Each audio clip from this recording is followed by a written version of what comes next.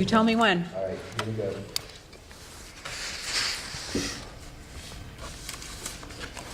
Okay, we will call the meeting of the Norfolk School Committee for December 14th, 2022 to order. We will begin the meeting, as we begin all of our meetings, by reading the mission statement of the Norfolk Public Schools. The Norfolk Public Schools offers a safe, joyful, and challenging learning environment that meets the needs of our diverse students. Through school, family, and community partnerships, we provide an education that inspires lifelong learners and cultivates caring and productive citizens of our ever-changing world. Roll call, please. Jennifer Witt, Shannon Meneses, Sarah Ward, Lisa Sheldon, Victoria Saldana, Barry Nectow. Ingrid O'Lardy. And I am Medora Champagne. So we are all here. We will begin tonight with our public comment period. We have one member of the public / school community here. I'm not here for public comment. All right, so seeing no one else, we can cross that one off the list and then move on to correspondence, of which we also have none. So we are flying through our agenda, lightning speed. The next item is my portion of the evening's festivities, the school committee chair report. So we are going to have just one item there, which is the school gift fund memo. So we have a spreadsheet of school gift fund activity. Our ever generous friends at the Norfolk PTO have given us a PTO grant of $3,758.37 for the Freeman Kennedy School and $1,901.30 to the H. Hall of Day School. And the 6th grade promotion fund has a cool $5,000 coming to the Freeman Kennedy School as the class of 2022 gift, which is fantastic. So we thank them for their gifts, and I will need a motion to approve the gifts as described. So moved. second. Any further discussion other than to once again abundantly thank Thank you. all of our giftors? Fantastic. All those in favor? Aye. And it passes. I don't think that needs a gavel. So that is the end of the school committee chair report. Moving on to the bulk of the evening's entertainment, which will be the superintendent's report. Over to you. Great. So first tonight we have Vicki Saldana is going to provide an overview of the 2022 spring MCAS results. She'll provide a little bit of context and look at patterns over time and recommendations of how the district may be responding.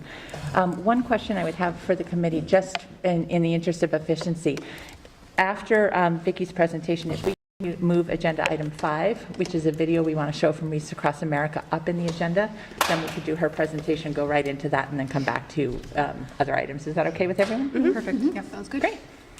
All right, Vicki, I'll turn it to you. So I just wanted to just to share some data with you and kind of share next steps that we have put in place in response to our kind of recovery from the pandemic, kind of celebrate some successes, kind of share with you some of our goals and next steps that we have, and also share with you our MCAS data from the last spring that the students in grades 3 through 6 took. And this will also be posted on the district webpage if anybody wanted to look at it again later. So just a quick table of contents. Like like I said, I'll go through the structure of MCAS, kind of how it has shifted a little bit the last couple of years, and just explain where we are now. I'll share our ELA results, our math results, as well as our science technology results, and kind of just talk about the strengths and areas of focus for each one and the next steps. And we'll have an opportunity if you have any questions, feel free to ask either during the presentation or we will have an opportunity afterwards to discuss it. So just, we definitely use the MCAS data, but it's one of our measures amongst several that we have to kind of determine how our students are doing, to see what areas they're able to show mastery in, what areas that we might need to refocus. We have data meetings in place where we kind of dive into these results to just give us a better understanding of how we can continue to support our students, if there's any shifts in our curriculum that we might need to make, our instructional practices, just to ensure that every student is successful. We have district benchmarks that we also use to kind of measure MCAS against, and some throughout the year in our different curriculum areas. We have some end of unit assessments as well. So taking all of that into consideration is what kind of drives our decision making as a district in terms of curriculum and pedagogy and instruction. The majority of the students continue to take the test online, and there's a select students that maybe based on IPs or 504s that might take the assessment paper and pencil. So this has been how the MCAS has been scored for the last couple of years. It's broken down into 4 categories within those ranges that are indicated: exceeding expectations, meeting expectations, partially meeting expectations, and not meeting expectations. Of course, our goal is to have them, like all our students, be able to reach the meeting and exceeding expectations category, and that's what we'll be striving for. In terms when you will see the data, we've combined the meeting expectations and exceeding expectations under one category, just to help us a little bit focus in, like I said, on the areas that are overall, like we're looking for general trends, what students were able to show success in versus partially meeting and not meeting expectations. That's when we're going to usually take a closer look and see like what other supports we need to put in place as a district to make sure that all our students are able to, it's our goals to reach the other 2 categories. Just so a couple of things about the recent MCAS administration I just wanted to bring your attention to. When considering this year's test results, the state really emphasized that it's still really not accurate to be able to compare it to previous years because the test has shifted so much due to the pandemic. So in the last time that students took the full test was in 2019, but because of the pandemic and the shutdown of schools, there was no MCAS test administered in 2020 for obvious reasons. And then in 2021, they did an abridged version of the assessment. So last year, the spring of 2022, was the first time that the full test was administered again. So when considering kind of like the trend, you have to kind of look at each one more in isolation as opposed to like being able to compare because the tests are really different. But I did include previous year's test results just for your own reference, but I just wanted to kind of just highlight this. So this is just an overall general observations that I put together for everyone. So the blue is kind of like the state versus the green, which is Norfolk. And like I said, we'll get into a little bit more detail further down, but I just wanted to give you kind of our big takeaways. And as you can see in every category, math, science and technology, English language arts, we kind of, despite all the challenges we've had, we still greatly outperform what the state average is. As you can see, the total number of students that are in a category of meeting and exceeding for math, for example, for the state is somewhere around 39%, and Norfolk was around 64% of our students were in that category. One of the things that was a little bit of a shift this year for English language arts, statewide, there was a general trend of students underperforming in the areas of English language arts, especially writing was an area that saw the greatest kind of challenge for students. I think that completely makes sense because when we were in the remote versus hybrid kind of situation, writing was really challenging to kind of teach, especially in the formative years where you really need the student, to be next to you to be able to develop those skills. So it kind of makes the results are not surprising, but like I said, I'll talk a little bit more about what we have kind of done in anticipation of this to help kind of move our students forward. One of the nice things that we are able to celebrate a little bit is that last year, when we're looking at our math results, we saw that math was an area that had more immediate impact, that we saw kind of a dip in, and this year we were able to see recovery. So that was really nice, that the efforts we kind of put in to mitigate some of the effects of the pandemic on students' math skills are beginning to kind of show growth. So diving into our English language arts MCAS data, so just really quickly, there's 3 types of questions that students are asked to answer. There's selective response. It's kind of hard to see in this. I'm sorry, I don't know why it's really blurry. But if you pull it up later, you'll be able to see it better. You can be able to do the questions. Selective response, which really asks students to do some close reading. So they're basically reading a passage, and then they're asked to pull out specific questions. So like in paragraph 3, line 4, what does the author mean when they said this, you know?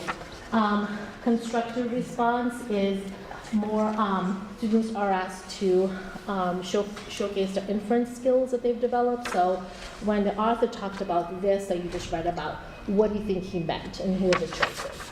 And then kind of pulling all those skills together, there's an essay that students are asked to write about, and usually they have to read maybe 2 stories and then kind of write an essay about a prompt, you know, so like kind of how would you compare character A in the first story to character B, like where are some similarities or differences? So this is kind of an example of the type of questions that students see with varying difficulty in grades 3 through 6. So just kind of showing you some just raw data in all the categories. Like I said, majority of our students for English language arts, 60% of our students were exceeding meeting expectations. As you can see, 20% are partially and 11% were not meeting expectations. Even though we're above the state, we are still looking at how we can kind of help support the students who are like in the yellow and the red categories to kind of help them show, kind of access the standards, you know, and be able to demonstrate mastery on a standardized test like this.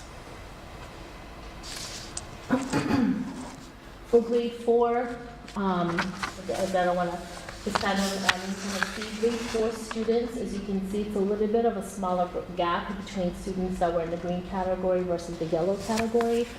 And kind of reflecting back when I was looking at the data, the grade 4 students where when the school shut down, they were end of year grade 1 students, and there's so much that happens in the areas of writing, especially in grade 2 and in grade 3, you know what I mean? So it does make sense that out of the 4 grade levels, that this is a grade that had of a less of a gap between than we'd like to see between the yellow and the green category. Does that make sense? And this is our grade 5 students, which you can see they're the ones that the school shut down at the end of when they were in grade 2, and we're back at having a much wider gap between students that exceeded and met versus partially meeting and not meeting. Vicki, can I just also mention with the grade 4 students, they didn't have the opportunity to take the full test before. Typically, they take the full test in grade 3, so they have a year to practice and know what that's like. This time, because they only took a section, this was the first time that they had the full test to take online.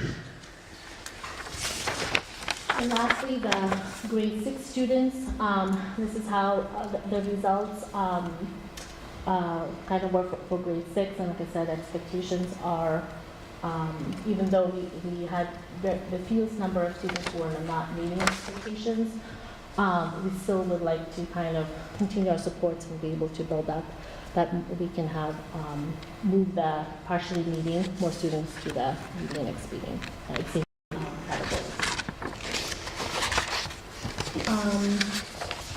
I also included our results for our subgroups for English language arts. A subgroup that we had the most robust data for was students with disabilities in grades 3 through 6. This is all the grade levels combined. It's not broken down by grade level like the other ones. The students weren't included in the other data, but I just wanted to kind of Just kind of another point that we kind of take a look at is how our students with disabilities are able to display their skills on a standardized assessment. As you can see, we are still, so Norfolk is on the left and the state is on the right. So we are still in a not meeting expectations. We have less students in that category than the state. Because of that, we have more students that are partially meeting, which would make sense. And about 20, almost 20%, these numbers have been kind of rounded, students are exceeding or meeting expectations who are with disabilities. So Dr. Tupper and I and our special education department kind of use this information. We break it down by individual student. We're able to see kind of like where exactly the breakdown might be happening. So like I said, our goal is always to be able to provide the supports that our students need to be able to get them into the green category more so. So the English language arts, just a quick summary of our strengths. So overall, one of the things that was really encouraging was our reading scores when I was kind of looking by grade level and by each item, like I was looking at each question and each category, almost I think except for one exception where there was one category, we scored above the state. So our students were really strong with their reading skills and were able to retain it during the pandemic as well, and are continuing to retain skills. They're really great at, like I said, like craft and structure, like being able to pull out key ideas and details in literature, determining meaning, author's tone. Those are all that came out strength, and some of them we were like almost up to 20 points higher than what this average state showed for some of the domains. So that was really encouraging. Even in writing, even though that was for Norfolk, for our trend, we performed lower than what we usually see, but we still had some areas of strength in writing. Our vocabulary and language development really came out as an area of strength for us as well. Some of our focus areas are grammar, spelling, punctuation, and idea development, which being able to narrative was another area that came out that we need to kind of hone in a little bit more. And like I said, being able to read a story and be able to answer questions from the passage is something we have focused in the last couple of years, and I'll talk a little bit more of what we have done a little bit later, but we have spent, like I said, we anticipated this, so like the last year and continuing this year, we're continuing to kind of focus in on this and bring in some professional development and how to help with that unfinished learning recovery, and bringing in some resources that will help support those particular areas that we've identified that our students still need kind of a little bit more attention in. Before I move into math, is there anything for ELA that came up? Vicki, writing is just the highest form of language, right? It's the most difficult. It evolves over time. I often tell my students, you're going to work on it all through high school, and if you choose to go to college, then you'll be working on it still. And what we're seeing, at least in my school, is with writing, you need a lot of, I don't want to say one-on-one attention, but you need that, and that, you need a lot of attention and direct teacher feedback. And what we're seeing is there's a lack of, over across the board, ability to, like sustenance, like ability to sustain energy or drive or something. Like they want to write for about 10 minutes and they're done.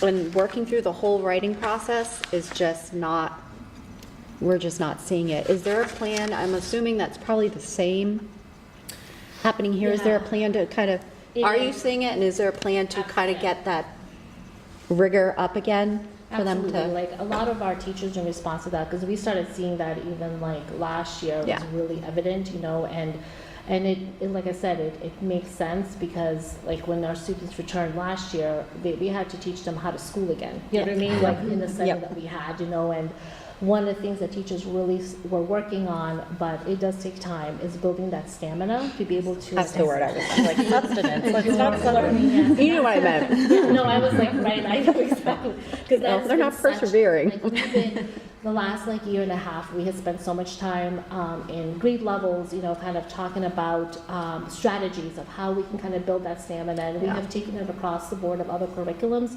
So really kind of thinking about the day as a whole. So like not only can we do this in writing, like how can we sustain their attention and give them practice with that, like in science, you know what I mean, and Right. social studies. So kind of like really rebuild that That's great. ability to attend to a task with precision, with accuracy, you know.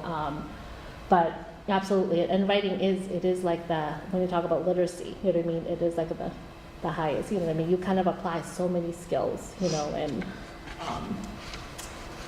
any other? Thank you. All right.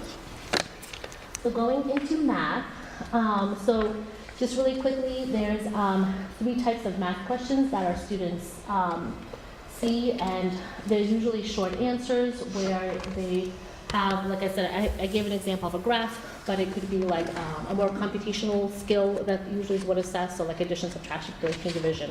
And then they have to do like we usually have multi-select that they have to choose from, or do like a quick computational respond.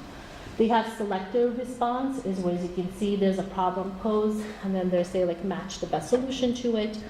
And then there's constructive response, which is like your word problems, you know, and there's usually the constructive responses are, you can see the multiple parts. It's part A, you have to solve something, and then in response to whatever your answer might have been in part A, you have to also be able to answer part B. So those are kind of usually the 3 type of questions that students see. Again, with varying difficulty in grade school persons. So just going through really quickly through the scores. Our math scores is 50% of our students are in that median exceeding, versus 35%. We're still above the state, but like I said, math was an area that was really affected more immediately after the pandemic, and we have been seeing an increase, so that has been very promising and encouraging, which the data supports. Grade 4, as you can see, we're up to 64% of our students being able to show full mastery on a standardized assessment, with very little students in not meeting expectations, about 5%. Grade 5, the same thing, it's almost 60% that are in the exceeding and meeting, and again, very few students that are in that not meeting expectations. So, and our grade 6, I don't know, 74% is in the meeting. So that really shows that, which again is very true telling to what we've been hearing about like how students were responding to the pandemic, that remote learning was much more conducive to students who are older as opposed to younger, you know, so we kind of are seeing the after effects of this, you know, but like I said, since everything is an upward trend, it's very encouraging that the things that we put in place, the students are responding to. This is our subgroup, again, students with disabilities. This is everybody together in grades 3 through 6. And as you can see, it mirrors kind of like what we saw in ELA, where the majority of our students are still not partially meeting. And like I mentioned for ELA, we're going to take a closer look. We're taking a closer look, like how many students are kind of on, maybe like on the cusp, but we can really push into the green section. So in the strengths in mathematics, we scored in all domains above the state. There was nothing that we had, and like I said, math I think saw the biggest range. I think there was some areas that we were 25 points. Like we have this one question that 90% of our students got correct. It was like really, I was like, all right, so like I said, it's really encouraging because, I guess just because we saw such a dip before, so it's nice to see that that our kids are showing so much success, in this domain. So one of the focus areas is always fractions. Even though our fraction results were better than even pre-pandemic, which is really kind of encouraging, we still definitely have some areas that we need to focus in on. Operations, and that's generally across, that's a very difficult concept for students, expressions, that algebraic thinking, the equations, which is, we always really try to target that because it really carries them through middle school and high school. This algebraic skills are really key. And then solving real world problems, which again is just like being able to expose, and it kind of relates to what we're seeing in English language arts as well, so all our disciplines are kind of interconnected. Oh, before anyone to say anything about math? So the last piece is science technology. Only our 5th graders are take that test. Next time I think is when they're 8th graders.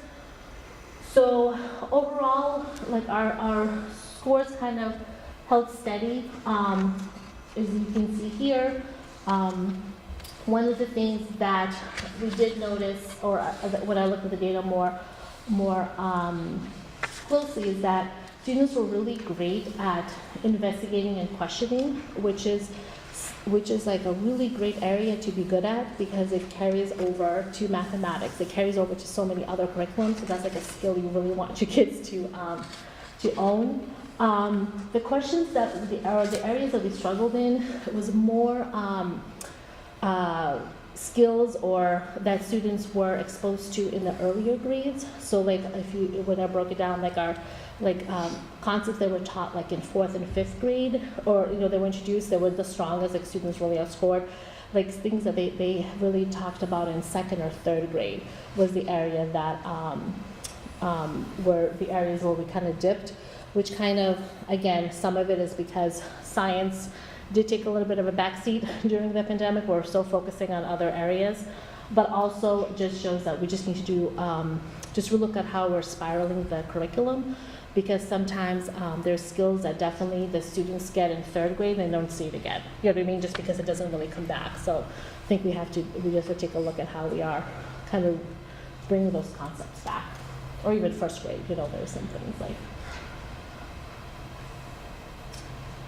And the overview of next steps. This is really busy, so I'm just going to go. So some of the things that we have started and that we're continuing to work on is we really started incorporating a data-driven and proactive approach when addressing students' academic and social emotional needs. We put in a lot of professional development, a lot of resources, not only in meeting our students' curriculum needs, but their social emotional needs as well, because if a student is not available for learning, we could have the best pedagogy practices, the best programmatic, but they're not going to be able to access it if there's other things that are happening. So we have really, like I said, put in a lot of building up and really strengthening our social emotional program. We brought in some great resources to help, like I said, our students start transitioning back, you know what I mean, and making those connections and being able to be learners and be able to sustain learning and know what cooperative learning looks like, so all those things. There's a couple of things that we have really refined and enhanced.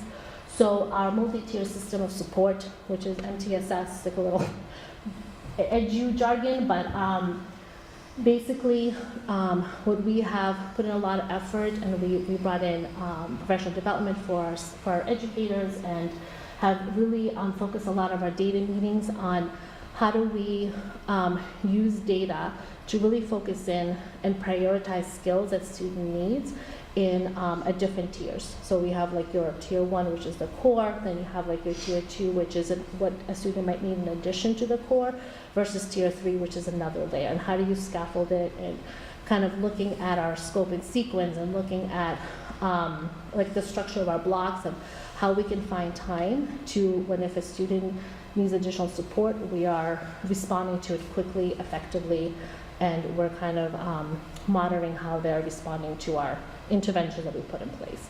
So, like I said, it's been a district effort to kind of ensure that that system is in place. so ensure that every student can access the curriculum. We also have a Norfolk Educational Support Team, which is NEST.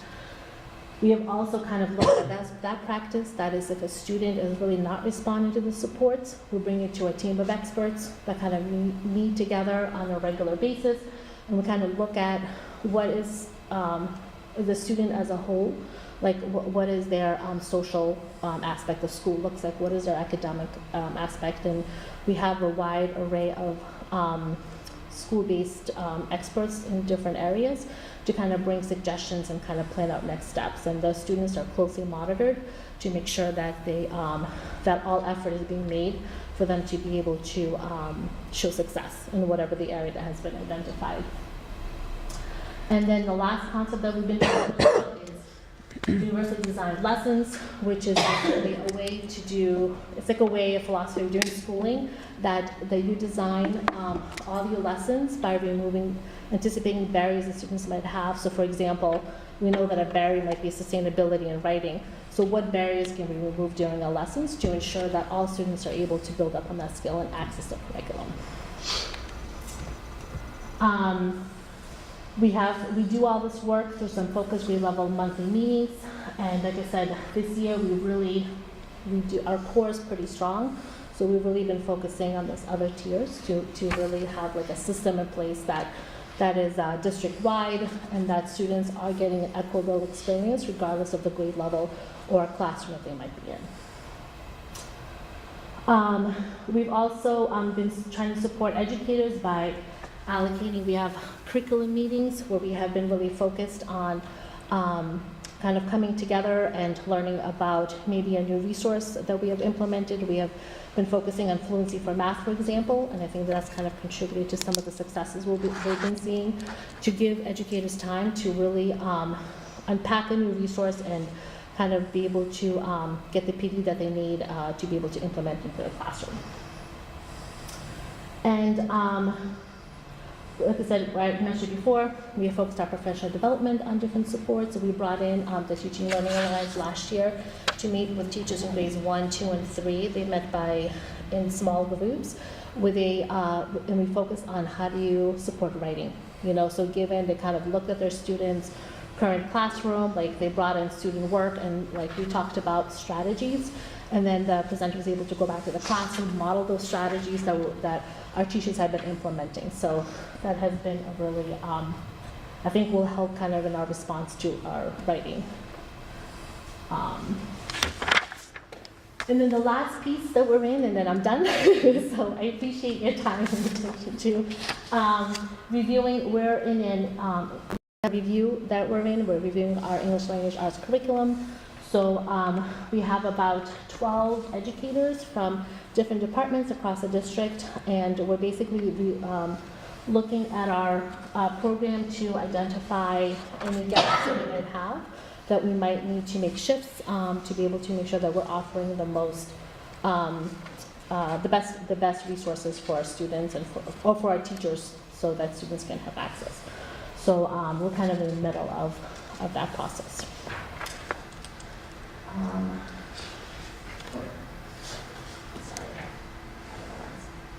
I think that's it for, last part. So I'm not going to go through this, but just it is to show this, it is available. This is data from the last years, and if you're interested, you can take a look. Kind of did a pretty graph, but just keeping in mind that again, it's not a great comparison, but I just wanted you to have it. Is there a reason there's no science comparison? It's just ELA and math? No. Okay. Sorry. I keep putting it on. I was like, no, there's no reason. We just don't like science. We believe in science. Love science. Well, it's only for fifth grade only, Don't right? aggregate the data the same way. Still, Yeah. that makes it, Yeah. we can still look at it at Yeah. different, for the different grade levels. It's pretty consistent, but I don't, So Vicki, could I ask, so Sure. I know I'm not going to compare pre-pandemic numbers, but the last number in the pretty graph is last year's data, right? The 21 Yeah. to 22, or is? Yeah, no, it's, that's not this year, that's last year, correct? Right. Okay, so we did recoup like 10 percentage points in math performance? We did, yes. That's fun. I know we also lost some percentage points in ELA, so I understand Math, like I said, math we need to has plug been- that hole up now, too. But- Yep. But the math, that was more math than I thought we'd recoup in a year, so that's Yeah. reassuring. It has been, it's been very, and like I said, even the ELA, like if you look across, because our reading is so strong, like it isn't, we didn't really have a significant dip, except like writing, if you kind of break it, which like this data encompasses all ELA, but if you break it down by reading versus writing, we did see more of a dip in writing than we would, we did in the past. Well, for the record, I have a student who's contesting the writing score, so. And that brings me to a question. Aggressively. So, I know my daughter, as well as other students, received a 0 on writing, and I know that she's not a 0 person, and I was like, did you miss it? Well, she's not a Did 0 you- person, maybe she's not a 0 writer. That came out weird. I am so overwhelmed. I'm not speaking well tonight. So I think to your point, is like, And I heard this from other districts Yeah. too. I'm like, did you miss it? Did you skip it? Did they give you a No, 0? Like, I don't. This has been a lot of what's dinner going table on? conversation, There's a yeah. technical error, Yes. we have, it's submitted electronically, so there is error, a possibility, but also, again, like what I always start off with, this is why we only use this as one measure. Right. You know what I mean? So like. Well, I think that's because clear. we've had students, like, if you look, we'll see, we have students that do fantastic on our district benchmarks, which are just, and our data is pretty comparable, which shows that it's valid, but like you have those outliers that for some reason, like they had maybe like they weren't feeling good that day, or, or But they it could just have been seems like strange to other. get a 0. So I guess my point is, and I've heard it from other people in the town that I work in and whatnot, is I don't know if before MCAS, if they practice or they look at it, I don't know whether it was, somebody said, well, maybe she didn't scroll down because you have to, sometimes there's more than one box.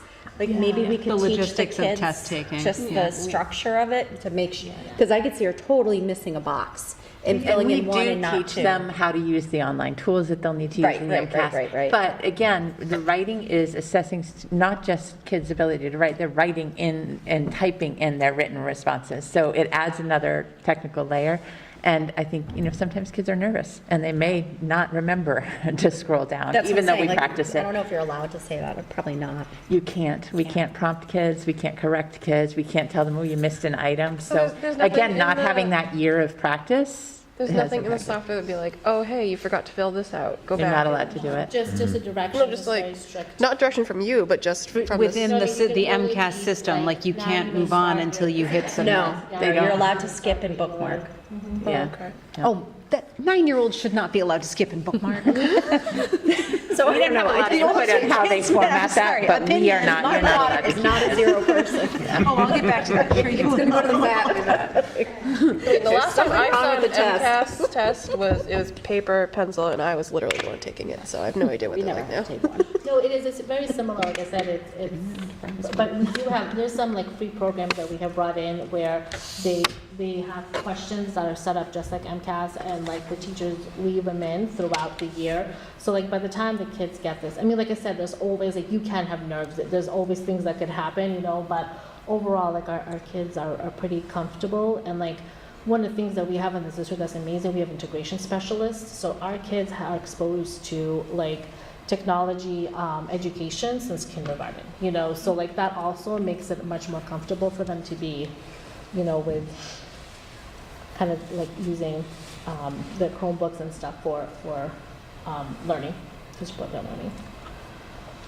So, Have you had to adjust at all with this data? Like, have fourth grade teachers seen that some of the third grade curriculum they have to go back to? They have to, because I feel like math, it's building on so many skills, and even ELA to some extent. Have you had to kind of shift the curriculum and say, hey, we missed a chunk of third grade, and we're seeing that in this fourth grade Right. results, so we're going to have to bring that third grade curriculum up and do it again? How are you kind of Yeah. addressing those, that unfinished part? That's a really good question, and like one of the things that there was a big discussion when even at the height of the pandemic is kind of like how do you backfill, And the big thing that they found, like research has shown that if you kind of pause your current curriculum and bring in your previous grade levels curriculum, it never gives a student opportunity to access the current curriculum. So one of the things that we have done is just more intentionally build in time and the scope and sequence for students to be able, for teachers to be able to address skills within the grade level curriculum, but do some like pre-teaching of the other skills. So we don't like really bring an entire curriculum, but it's more like what standards or what specific skills to support. And we have shifted, we have dedicated like the first, I was gonna say like about 5 weeks of school, we have built in time just to do like review of essential skills in math, essential skills in writing, and reading too. So we have kind of built in some opportunities that way. Like I said, because we were like, we've learned a lot from the last couple of years. So there's been some positive shifts, I guess, in that sense, you know. But yeah, so like we've definitely, like I said, we're constantly adjusting. Like we're very organic. We're not a district that is like you have to be on this page on this day. We're more like you have to be responsive to the needs of your students. And like I said, I would say like our frameworks, the methods, that's our curriculum. Everything else is a resource. So this is where we want our kids to get to. And we're gonna have to be flexible to show different avenues, you know. So, and our teachers are so skilled. Like, you know what I mean? Like I said, because we have so much built in, like, it is so nice that we have those data meetings and curriculum meetings and grade level meetings. There is opportunities for collaboration for us to have these discussions, you know. So yeah. Any other questions for Vicki? Or for any of us? Great, thank you, very nice job. We will make this presentation available to the public as well. We usually, after it goes to school committee, we'll post it on our website, and we'll also probably wait until Norfolk Cable has their video available so we can put the link in so people can watch it. Thanks for agreeing to shift the Reese Across America presentation forward.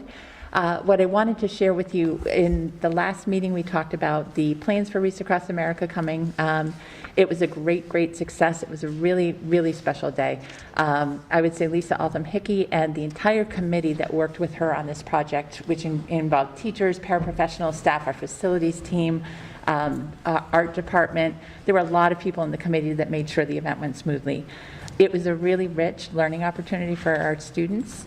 There was structured, so there was a full school-wide assembly, and I want to show you a clip of a project that some of our students did.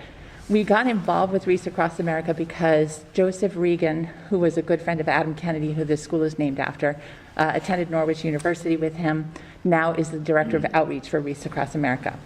So he had sent an email, it was probably May of last year, saying that the convent was going to be in this area, and he asked if we would be willing to host them so that they could place a wreath on Adam's grave out front, or his memorial stone out front. And we thought that would be meaningful for our students because it speaks to the history of the school and why it was named after Adam Kennedy. We have a group of students who produce the morning show at Freeman Kennedy. It's part of an after-school club. And what they did was they interviewed Joe Regan. And they put together, because he wasn't able to be here that day, a video of an interview with our student reporters that talked to Joe about Adam and helping to really for our students to get to know him more as a person. So I thought I'd share the beginning of that, and the full video is also online. So thanks, Vicki.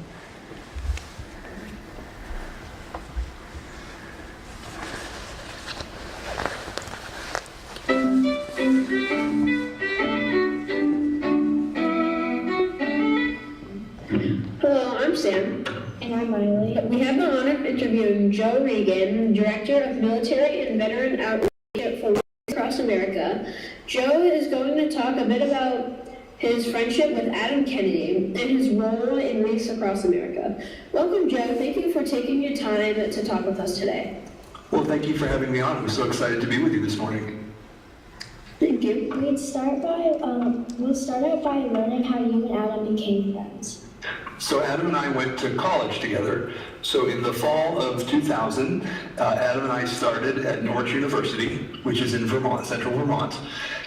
We were both part of a program called the Mountain Cold Weather Company, and that trained students on how to do everything from rock climbing to skiing to how to rescue people in the mountains. And for our 4 years at Norwich, we did all that. We did a lot of hiking, we did rock climbing, we did ice climbing.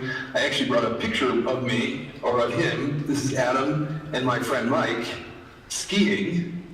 So while many people might take a chairlift, we would actually have to walk up the mountain with our skis, and then we would ski back down. So we were very, very fitness oriented, and we would practice all the time to go up into the mountains and to rescue people that might be having a hard time. Did you have like any like funny memories of when you guys were training? Mm-hmm. So many of you probably have brothers and sisters, right? And maybe not you two in particular, but do you wrestle with your brothers and sisters? Yes. Yeah, I'm sure a lot of people do.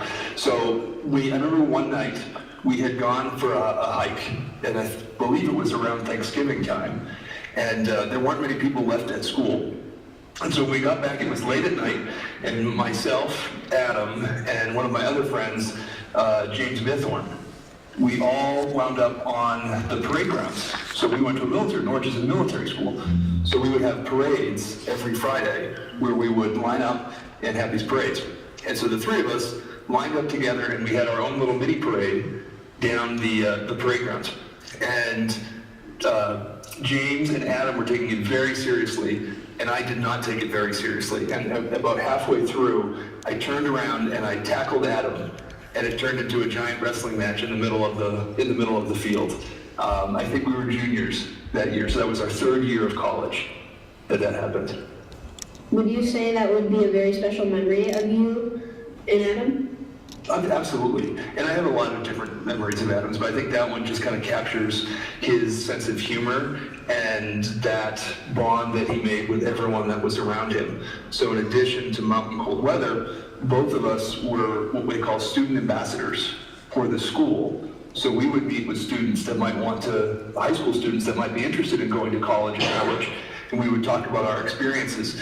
So even today, when I meet alumni from Norwich, people that graduated from Norwich, they'll talk about how people like myself and Adam gave them a tour of campus, talked about the school, and that was what convinced them to go to Norwich as well. What do you want us to know most about Adam as a person? I think the two things when I think of Adam are, one, his sense of humor. He was just really, really funny. His nickname was Raptor Man, because now you probably think of Jurassic Park and you think of the new movies that are just coming out. Well, when we were in college, that was the original Jurassic Park movies were coming out. So he used to go around, we had this little room that we would plan all of our hikes in. And he would walk around and pretend to be a velociraptor and would jump up on the table. So that's why we called him Raptor Man. So his sense of humor, I think, is one. But his commitment to helping others is something I think is also very important. And I think that's really awesome that with the school being, with your school being named after him, is something that I hope that all the students take away, is that Adam was really, really committed to helping other people. And that I feel it's up to all of us to live up to that legacy that he left behind for us. He's not able to give back to people anymore, so it's up to us, all of us, you guys included, to be good students, to be good citizens, to be helpful to folks in our community. How did you feel about Adam's passing? So you can see the whole video. It's on our website. But I wanted to highlight that this was a great opportunity, one, for our kids to practice interviews, drafting interview questions, putting together this presentation, and all the students were able to watch it, and we shared it with families. It gave them a sense of, obviously none of them knew Adam, but it brought to life a little bit more why a school or an institution might be named after somebody who had served their country. Adam Kennedy's mom was able to join us that day, and so she was the one that laid the memorial wreath on his memorial stone out front. Our band and Mr. Foraker played taps, so our students had the chance to learn about taps and what that meant.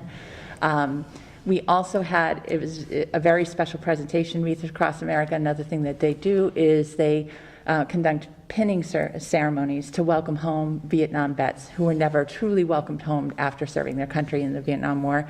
We had 3 students whose grandparents served in Vietnam who were pinned by Wreaths Across America. I think you got a letter from one of the gentlemen who was pinned on how profound that was for him. And then the new chief of police brought a colleague who had also received a pin that day. So it was a great learning experience for our kids. Students and staff did a fabulous job. We had quite a few people come to the mobile museum. And I just wanted to share that with you because I know we talked about it, but if you want to see the full video, it is available online. Oh, great job. I know my daughter came home talking about it and shared a lot of information that she learned and memories. And reading just online comments, how supportive the whole entire town was of this event. Really appreciated it. So thank you for bringing it to the school. Thank you. A tribute to Lisa again. Joe had reached out to her in May, so it was a nice experience. Thank you, Lisa. Okay. All right, next on the agenda today, just I wanted to update you on the strategic planning committee. We had talked about that last year. We're in the process of developing a new long-range strategic plan to look at the next 3 to 5 years. We had to delay that a little bit because it was difficult to put together a committee of volunteers just last spring. People were pretty overextended. So we do have a full committee now. It's about 15 members. We have 3 parent reps that are serving on the committee. We have a couple of administrators, our HR director, technology staff. We have special educators, classroom teachers, and who am I missing? Special ed. Oh, specialists, art, music, and gym. So we have a committee, a broad committee that represents all the different voices in the school. We had our first meeting about 2 weeks ago on Monday, December 5th, and we're starting the process of looking through some of the data that we have gathered and that's available. We'll be sharing at the next meeting the MCAS data results. And the committee is reviewing that data, and we're starting to build a SWOT analysis. So the strengths, weaknesses, opportunities, and threats. And from there, we'll be starting to put together goals. We also sent out a community survey. We've had a pretty good response. About 200 families so far have responded, most of our staff, to prioritize what the goals and areas, top priority areas should be focused on for the next plan. So that's well underway. I do expect that we'll be bringing a draft of the proposed goals to the school committee, probably February, and then the full plan later, probably in March. So I just wanted to let you know that's up and running and going well. You probably saw the survey. I don't know if you filled it out, but it's interesting. There's real consistent alignment so far in the results we're receiving. There's some clear priorities the community and the parents have that really dovetail with what are the priorities of staff. So we'll be bringing more information to you soon about that. Any questions on strategic planning? Okay. Next, last year you approved 2-year goals for me. I'm still working on all of those goals, although we actually completed more than I expected last year. So I added a goal. You'll note a couple of places in the document. I know. I know. There's a couple. You don't get extra points. No, but I think it was important. So there's a few places you'll note that I changed the timeline a little bit. And we had talked about that back in May when I did the update. So there's a few places we pushed the timeline back a little bit, the strategic plan being one. And the goal that I added that I'd like the committee to review and vote on today is the last goal, and it's around the feasibility study. So obviously we've talked a lot about the current space concerns that we have in the district, and we are underway with the feasibility study with AI3. But there's a lot of work that has to go into getting that feasibility study completed, getting all the data that they need to make their recommendations. But from there, if we're going to, we should know from MSBA, hopefully in January, whether or not they're interested in participating with us in this project. My guess is that after our 3rd application, likely not. So there'll be a lot of work and effort that we have to put forward in order to get this to town meeting to vote for the next phase of the project. So you'll note under the goal, I'm just looking to see where I put it in the packet, that we also have to think about, it's a, again, I'm not seeing it, but this looks like the old one. It's in their packet. It doesn't look like they're revised. Do you want to give us an overview, and we can always vote on it? Yeah, I'm sorry, I think it doesn't look like the correct ones in the packet, so I probably sent the wrong version. Goal 4.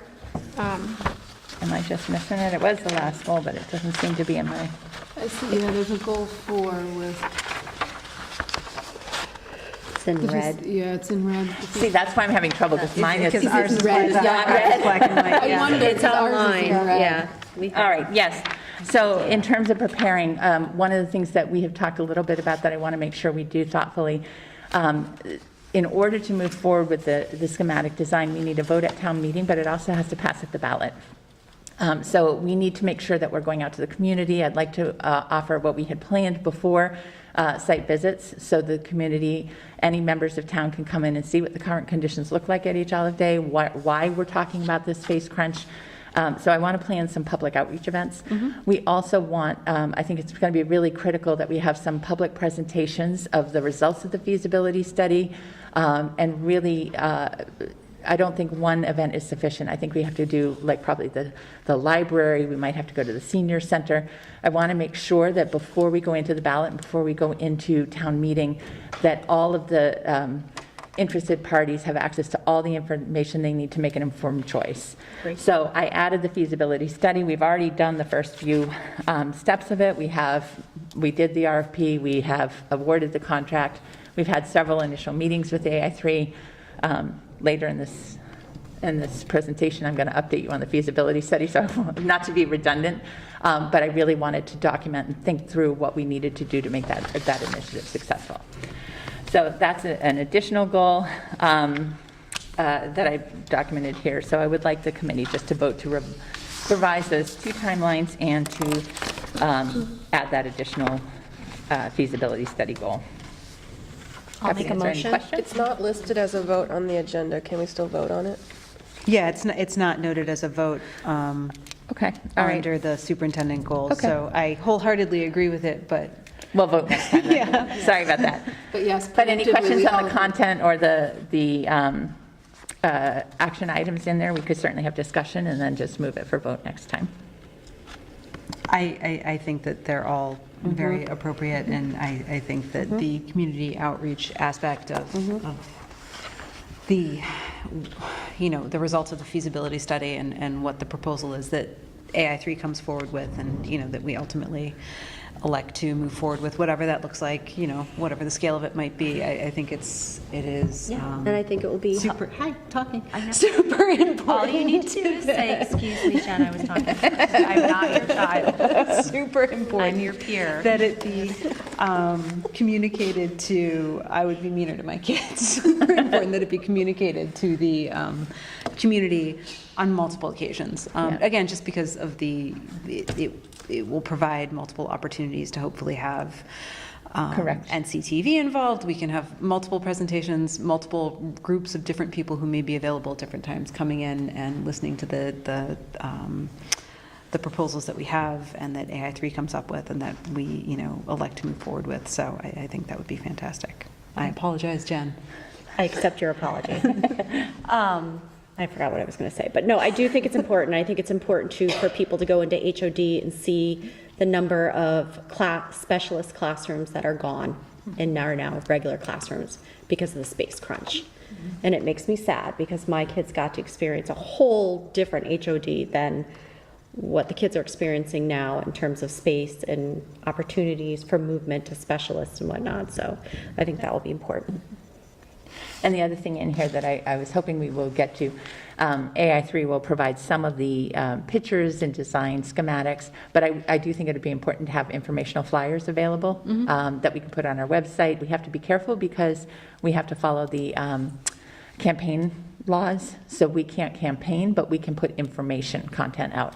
So I think Similar undertakings, like if anyone's been around town, perhaps someone who spends time at the library has noticed informational boards for some other projects in town that are being considered, publicized but not campaigned for. Yes, exactly.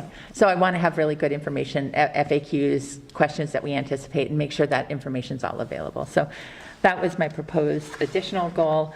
And again, I'm documenting it more because it's going to take a lot of focus and effort, and I think it's worth putting in there. So we can vote next time, but I'm happy to answer any questions you have, or it's pretty self-explanatory. It's thoughtfully laid out.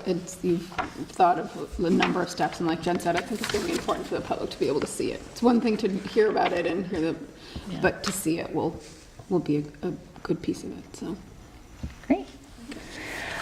All right, the next thing in your packet is more of a technical item. So we currently share the cost of a director of facilities with the town. And the memo of agreement we have for the cost sharing agreement had expired in June. We were waiting for, actually in July, we were waiting for the new town manager to make sure that the terms still made sense. This was brought to the select board last week and they voted to approve it. So I'm bringing it to the school committee.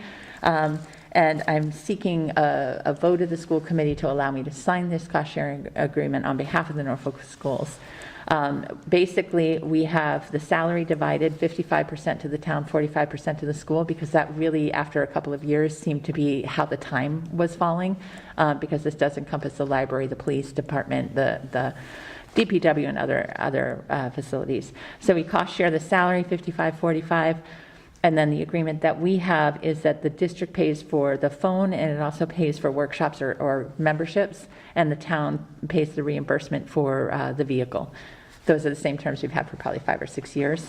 So I am asking the committee to vote to allow me to sign and enter into this cost sharing agreement that aligns with the contract for the current facilities director. Is there a cap on the amount spent on workshops and memberships? It's always as permitted and as budget allows. So as permitted by the contract, and the contract says as budget allows. So we cap that depending on available funds and resources. Yeah. And it mentions an attached job description, but I don't see that. Oh, okay. I can get that for you. Yeah, the job description has not changed. It's the same that we've had. It outlines all the roles and responsibilities of the. I've just never seen it. So. Yep, I'm happy to get it for you. Any other questions? Did anything else change from other iterations? A little bit from the first one, but this is going to be our third MOA.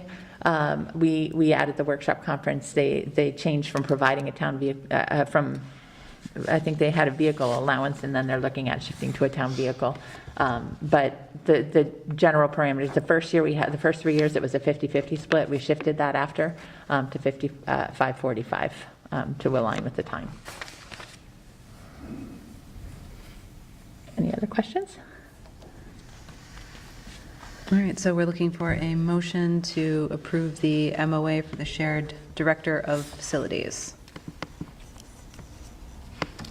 So moved. Second. Second. Any further discussion amongst the committee before we vote?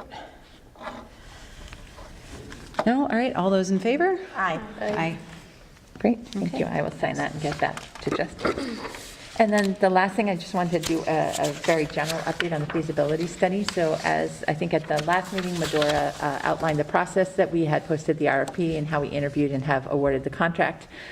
Since that time, we have been working with AI3 fairly closely. They have come to do 2 comprehensive walkthroughs of both buildings. We walked through with the building leadership, myself and Vicki and the Director of Special Education, just to look at how the current space is being used, all the current existing conditions in Freeman and in H. Olive Day. We talked about any areas or problems that we had in the current facilities that we might be looking to correct as we consider this addition.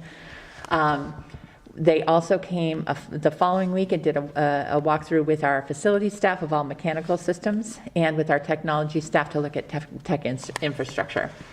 On Monday, a team from AI3 with their educational consultant came. They spent the whole morning with us interviewing different groups of people as part of the visioning work to really look at how do we want this new space to support teaching and learning in the district.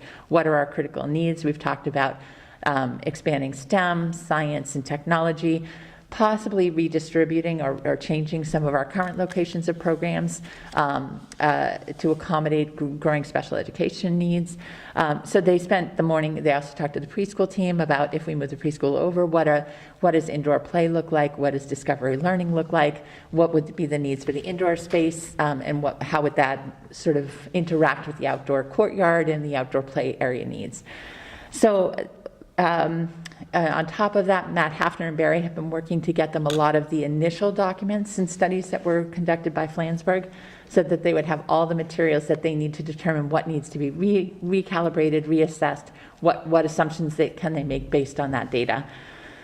At this point, they feel they're on track to meet all the deliverable timelines, and we will be following up with them again for a deeper visioning study after they take all this data and really look at. They're going to come with some suggestions, and then we'll continue that. We still expect to have the final report by March, and they will support us with that community presentation and outreach.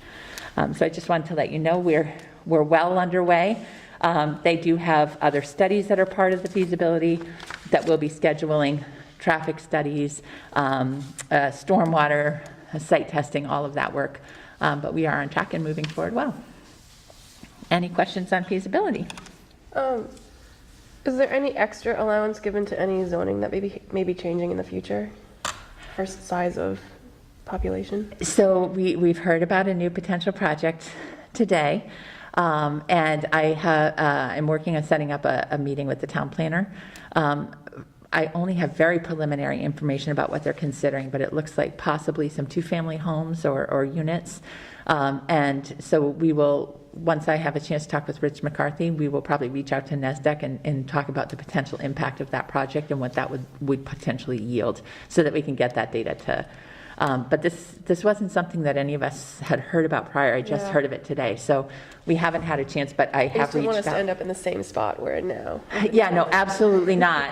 Absolutely not. So I've already got a meeting set up with Rich. And then again, we have NESDEC. I would share the additional proposals with them to see what they expect a potential student yield could be. I don't think it's going to be dramatic. From the studies that we've done before, apartments or smaller homes don't tend to have as high a yield as standalone larger homes. But there's not going to be a massive amount of units. So, but we do want to account for that. So we will have to look at that. Good question. Insider knowledge. Yeah. Where are they building it? I wasn't prepared for that one because I just found out about 4 hours ago. So. All right, then the last item we have for today is Shannon was going to share a request for a research project involving the after-school SAC program. So I'll turn that over to you. Again, just a reminder, the school committee by policy has to vote to approve or disapprove any research that may involve students. And Shannon will not be voting. Shannon will be abstaining from the vote, yes. Yes, and I did let my colleagues know that I was not allowed to vote. Can I just hear? Is that good, or should I move? If you're going to show it, maybe Vicki, can you help her connect? Yeah. My internet's spotty, so maybe I don't know. Want to share? Do you just want to go through the? Yeah. I If can it's just a go- link, you can maybe use your computer, Vicki. Yeah, and I can share it at the end. I'll make this short and sweet. And you all I can share the video. It's really just a trailer, but I can share that if anybody's interested in it. But first of all, thank you all for your time tonight and just hearing more about what Learning Games Network, what we're trying to do and conduct over the next 6 months or so. For those of you in the public don't know, my name is Shin. I'm an SS, and I'm an executive producer. When I'm not at school committees meetings, I'm an executive producer at Learning Games Network, or LGN. We're an award-winning not-for-profit, and we develop we're advocates for learning games assessment tools. They can span websites to games to many educational technologies that are used across the country and worldwide. Our hope is that we benefit all learners at every age in all parts of the world. For any project that we do, for whatever medium it is, we work with subject matter experts, we work with teachers, we work with districts, depending on how it's going to be distributed. And with everything we do, we conduct sound research. It's methodical, it can be formally, it can be informally. This, which I'll be talking about tonight, is an informal research project, so there's no IRB involved. We have a little more flexibility with things, but everything is methodical. We have a process for all of it. But either approach, in this case, the informal approach, it just ensures that we gather the knowledge we can, in some cases with teachers or administrators. In this case, we want it to be students, to create the most engaging and high quality educational product we can. And regardless of the subject matter. It can be math, it can be science. So it's this crucial research part that I would love your vote on to allow us to conduct this research. You can find the letter and our consent and assent forms and more details about the project in your packet, but essentially LGN is partnering with Filament Games, also a game developer in in the educational realm, and a playful learning space called Hobby Tech. They do a lot of museum exhibits. You can read more about them. They're actually a really interesting company. But the project we're focusing on is called Outer Planet. It's a working title, and it's focused on science and the wonder of water and environmental stewardship. So at large, the goal is to get them engaged about these overarching topics, but then there is science integrated throughout. And we work with a large team of subject matter experts, both game-based and project-based learning teams are also help us shape and design this overall game.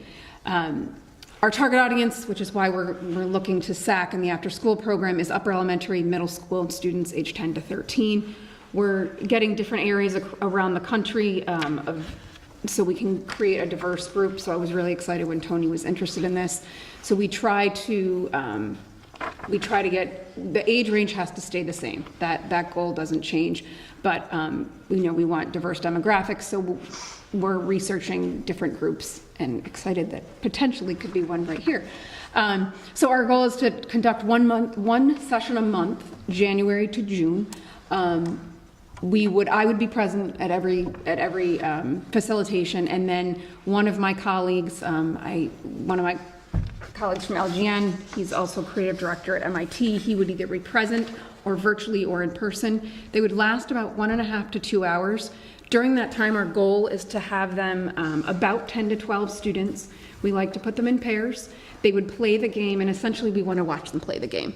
We want to see how they play it, how they interact, what are they learning, what revelations are they having. And it could be something that we're not expecting. So we typically will record their interactions, and it's mostly their hands. We're really wanting to see what they're doing and they're talking about. We don't necessarily, if parents want to opt out, we don't necessarily need to record their faces. It's really just for our own internal knowledge. It's not shared publicly. It's just for myself and my colleagues to gain knowledge and understand how they're interacting with the game and learning the subject matter. They'll also be able to participate in other ways. We've been conducting user testing. The way that game development works is you start with paper testing, so you're literally testing on paper. We create materials and resources. Starting in January, we'll move to a digital prototype, so it will be actually something that they'll play on a device, and then we'll gauge their engagement, a whole plethora of things. And that's really what I've come here to do, is hopefully we can conduct those sessions once a month and gain knowledge to create a product. It will take a while to create, but that we can put it out there and we'll engage with our target audience. And just to clarify for the committee, the participation in this would be completely voluntary. Parents can opt in or out. They would do the informed consent. I know that you've spoken with Tony, and she thought that a lot of kids might be interested. It might be a fun addition to the programs that they offer, but it would be fully voluntary and optional. Absolutely. Thank you. And thank you again for your time. All right. And I can send that video too. It's just it's a trailer that just, we're hoping over time has engaged kids in it. Some of the things that we have to do, we can't fully expose the game yet, but it's just a little glimpse into what it is. This is super exciting. I feel like we talked about this before too. Game-based learning and game-based assessment is really I feel like where we're headed, you know what I mean, as an educational system. And I think it's such a great way to rethink about how we kind of present some of the material and how we are assessing students' understanding, so. I think it's kind of a very exciting. I feel left out as a child of the 80s. Oh, we had the Oregon Trail. I remember that one. Shannon, is everybody quarried? Everybody would have to be quarried to come into the building. Could we make the motion and then do the discuss, just Sure. to be technically? So we would be looking for a motion followed by potential discussion and questions to approve the Learning Games Network research project. So moved. Second? Second. Okay, so any further discussion? Is everybody quarried? Yes. We would be worried, yes. We're actually, because the other places that we're going into either are schools or after school. I figured, but I thought No, might as well great do question. diligence. And then my second question, I'm just wondering, I know kids kind of age out of SAC. Are you going to be able to get a good population between 10 to 13? So that's a good question too. So what we try to do is, it doesn't necessarily need to be that full range in this Oh, okay. hub. I It gotcha. could be across, but yes, you're Okay. right. Because, and I did explain to them, right now, the group we've had an advisory board of 6 kids, and we do have 10 to 13. But the hope is January to June, it would be the 6 months. If kids do happen to age out, or if they're older and they don't attend SAC, we'd still have that younger group, and then another satellite place would have an older group. Would you put some procedures in place to like let the parents know, like the handoff between school staff to you guys, and Oh, yes. you know, when like they they get have their to thing. like go to the bathroom and leave, and you know, school staff thinks they're with you, and you think with them, like just some direct, I don't know, like security measures. Yes, absolutely. I think we'd probably work with Tony on. Yeah, and we would probably have a staff member I was gonna say, part of I that think you'd too, wanna because have if you have 10 or 12 one of the kids, SAC that, adults, yeah.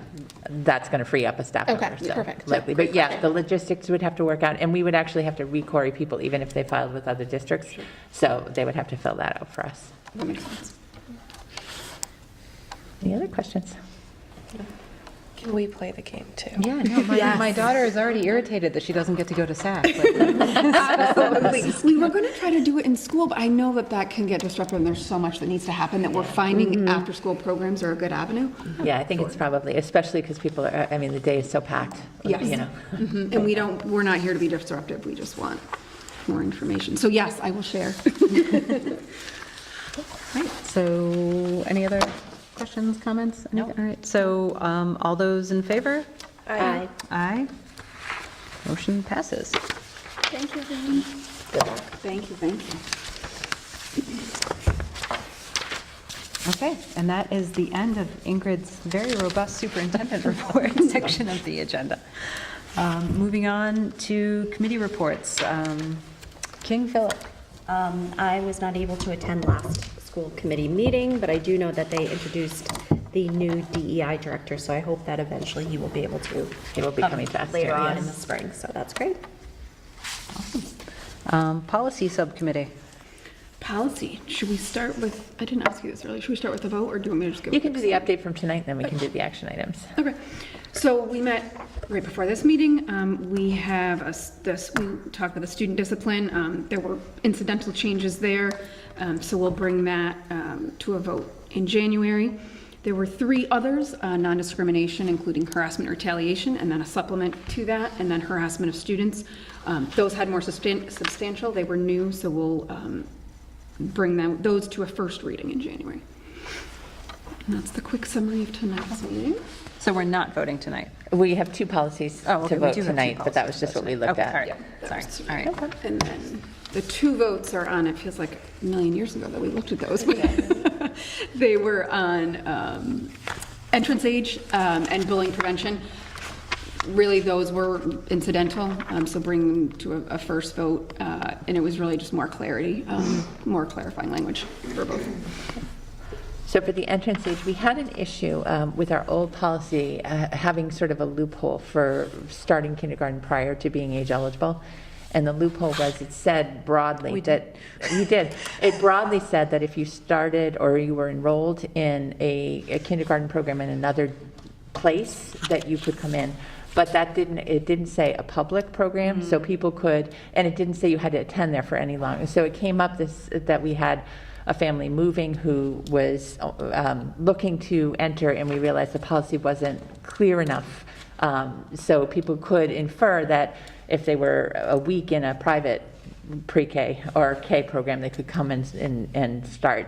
So it was misleading in some ways. It wasn't clear enough, and we wanted to tighten that up and also make sure that it addressed that issue so that we had clear age parameters for school. We worked with the subcommittee and ran it by legal counsel. So that's what you'll see. There are incidental changes, some wording changes, and we just clarified the exceptions. So the only exception would be if somebody comes and establishes residence in the town of Norfolk after the first day of school who had previously been placed in a public kindergarten program and attended for at least 60 days, then they could come and continue in that capacity. So those are the major changes. So, looking So for does a it mean vote? 60 days total or 60 school days? 60 school days. Okay. So does that eliminate completely that's just for enrolling in kindergarten? And then it also has for first grade. Students who. So a student who has completed a full year of private kindergarten can't enter first grade? If they've completed a full year, they have to complete it at least 60 days. So if they've done more than that, then they would be potentially eligible, yes. Okay. Yeah. But in a private kindergarten, that's my question. Is it eliminating, because I guess I can pull the policy and reread it. No, I hear what you're saying. Because I know that I know this only as the parent of a child born in the first days of Yes. September. There was consideration given to if we elected to pay for kindergarten privately and then transition that child into public first grade with the class ahead of what they would have been eligible for, that, to my understanding, would have been something we could have done. We elected We have not in the to do. past if they've completed it, but this policy doesn't speak to that, so we could go back to policy and relook at that. I'm just, just for the sake, if Yeah. we're doing it over, either let it in or keep it, you know what I mean? So that there's not. Yeah, a we lack didn't of speak to clarity. private, and maybe we should bring that back to policy committee to take a look Sorry, at. policy committee. No, that's okay. That's great. Yep. It's helpful. But the language for the enrollment, if you attended a public school, was 60 days for first or for kindergarten. Okay. But we can look at the private placement. You might want to clarify school days versus just days, because people will do the counting. If we're going and back, go, Yeah, look no, at the count. yeah. Yep. You never know how days become so meaningful when 5 of them define Yeah. it's life. So school days and private, okay. And did you cross out the last two bullets, because they're not relevant, or? Yes, because they're not relevant, yeah. And they're actually covered in a different policy. Oh, okay. Is why. Yep, it's redundant, not relevant to entrance age, but relevant to a different policy. All right, and then the bullying prevention, we reviewed, this policy's been in place for a number of years. It's fully aligned with the state and with all of the legal requirements. We are required to review it annually to make sure that it is still meeting the needs of the district and to update if there's any changes. Policy committee reviewed this. We don't have any changes we're recommending at this time. So we are looking to bring that forward and say that our recommendation is to keep the current policy as it is. So that's for the committee to discuss and deliberate. All right, so we're looking for a motion on the bullying prevention policy. To accept that. To accept the bullying prevention policy, yes. Yeah. Yeah, we did look at a couple of the really specific language, technology language, but then we ultimately decided that we didn't need to change them and it covered everything. Can I make a motion even if I'm on the subcommittee? You can. Oh, okay. Yep. I move to accept the bullying prevention as presented. Second. Okay, any further discussion? Seeing none, all those in favor? Aye. So bullying is good, and we'll revisit the entrance age and clarify. That sounds good. Okay, so a couple of new items, but we're on the second page of the agenda, so we're moving. All right, school partnership renewal. I have gotten behind in keeping up with my papers, so bear with me for 1 second. I got it. I got the number. There we go. Okay. School partnership renewal. We need to, on a regular basis, renew our partnerships with different organizations that partner with schools. So tonight we are considering the renewal of the Norfolk Teachers Association, a rather important partnership that we maintain. I don't know. I'm iffy about this one, guys. So obviously an amazing group of educators, and looking for a motion to renew the school partnership with the Norfolk Teachers Association. So moved. Second. All right, that was quick. So any further discussion? Seeing none, all those in favor? Aye. Aye. Okay. Next item on our agenda, approving the meeting minutes from the November 9th meeting of the school committee. I'll make a motion to approve the November 9th, 2022 school committee minutes. Second. Okay, all those in favor? Aye. Or I should have said any further discussion. Oh. Okay, all those in favor now? All right, and then next topic, our next school committee meeting, I had already mentioned this to Ingrid in passing, but there's actually a special town meeting scheduled for Wednesday, January 11th. Yeah. So I Barry think it'd be a bad look. Yeah. Barry and I had talked earlier about potentially recommending that we move it back a week because we'll be further into K enrollment and we have a budget meeting. We'll have more information for the committee by that That'll point. be like right when enrollment opens, that's like the big first push, right? It'll open the week we get back from vacation, so we'll have 2 or Fantastic. 3 weeks of data. Okay. So if the committee is okay with it, we would recommend moving the meeting back rather than forward. That's fine with me. So that would be the, Wednesday, January 18th, I believe. It is. okay, Can do that. That's good. yeah, sure, I could do that. And would, My definition of back and forward was different than I yours. was thinking, I don't want to do it the Wednesday weekend. Yeah, I was like, Bring it back to later in the month. Not forward to earlier. Okay. The 18th sounds way better. And will there be policy before, probably? Yeah, I would think we'll go back to the entrance age. Okay. Awesome, the 18th. So last item on the agenda, we would need a motion to adjourn. So this moved. evening's festivities. Second. Okay, any discussion? No, okay. All those in favor? Aye. Okay, motion passes. Meeting is adjourned. Andrew is